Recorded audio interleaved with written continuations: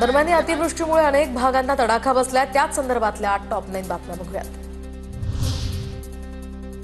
पुण्याच्या दौंड तालुक्यामध्ये अतिवृष्टीमुळे पूरस्थिती गंभीर। दौंडमधील स्वामी चिंचोली गावातील घरांमध्ये पाणी शिरलं। अतिवृष्टीमुळे नदी नाल्यांना पूर, जनजीवन विस्कळीत।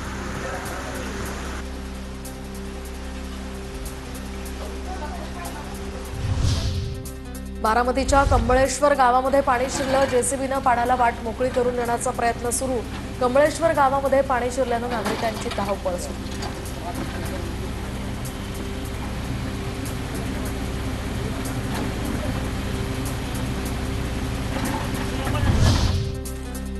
इंदापूर तालुक्यातल्या मदनवाडी परिसरामध्ये झालेल्या मुसळधार पावसामुळे भिगवण बारामती रस्त्यावर ओढ्याला पूर, तर अनेक घरांमध्ये यामुळे पाणी शिरलं। संसार उपयोगी साहित्याचं मोठं नुकसान।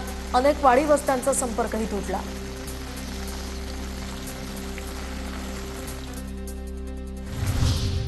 पुण्याच्या दौंडमध्ये मुसळधार पावसाचा हाहाकार, तर पुणे सोलापूर महामार्गावरील इनोव्हा कार गेली वाहून। सुदैवानं या ठिकाणी कोणतीही जीवितहानी नाही।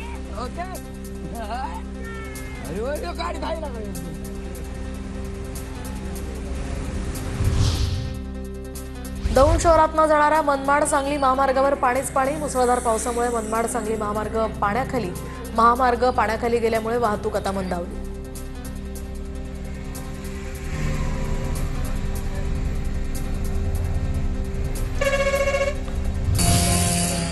पुण्याच्या इंदापूर तालुक्यातल्या पुणे सोलापूर महामार्गाला ओढ्याचं स्वरूप। जवळपास 3 किलोमीटरचा सर्व्हिस रोड पाण्याखाली।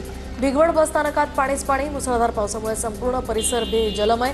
अनेकांच्या घरांमध्ये शिरलं पाणी।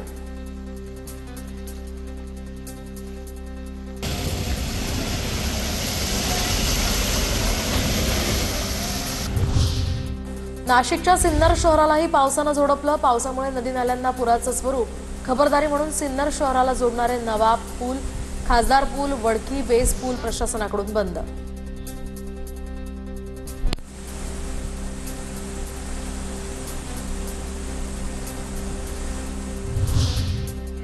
बीडमधील आष्टीनगर महामार्गावरील पूल वाहून गेला। तात्पुरता मातीचा बनवलेला हा पूल अवघ्या 1 तासात वाहून गेला। पूल वाहून गेल्यामुळे राज्य महामार्ग आता बंद।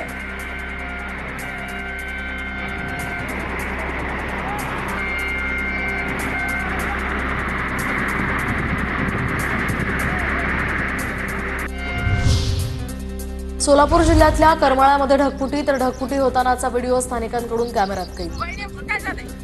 अरे ढगफुटी झाली हो.